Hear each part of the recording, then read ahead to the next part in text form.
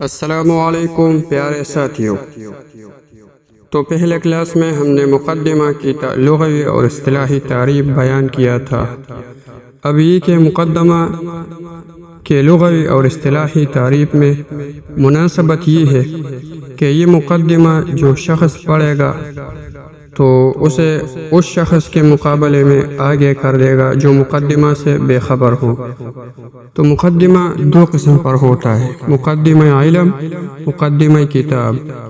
مقدمہ علم جس میں کسی علم کے نفسی مسائل سے پہلے ضروری باتیں ہوں، اور مقدمہ کتاب یہ وہ ہے کہ اس علم پر ان کتاب کے مسائل موقوف ہو اور بغیر اس مقدمہ کے کتاب پر پہنچنا مشکل ہو۔ اب ہم جو بیان کرتے ہیں وہ مقدمہ علم ہے جو تجوید سے تعلق رکھتا ہے، علم تجوید سے۔ تو مقدمہ یہ ہے کہ ہر علم کے شروع سے پہلے اس علم کی تعریف، موضوع، مرتبہ اور عرض کا جاننا بہت ضروری ہوتا ہے۔ اب تجوید کی تعریف کرتے ہیں تو ایک اس کا لغوی تعریف ہے جو یہ ہے، تحسین الشیء، کسی شے کو خوبصورت اور عمدہ بنانا۔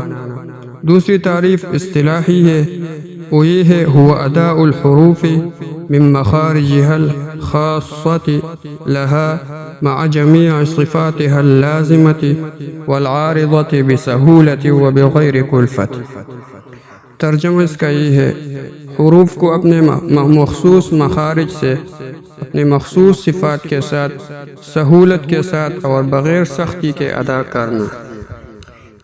موضوع اس علم کا موضوع عربی حروف تہجی ہے۔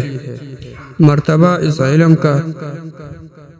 اس کا مرتبہ یہ ہے کہ تمام علوم سے افضل ہے، اس لیے کہ ان کا تعلق قرآن مجید کے ساتھ ہے، اور جس طرح قرآن مجید تمام کتابوں سے افضل ہے تو اسی طرح یہ علم بھی تمام علوم سے افضل ہے۔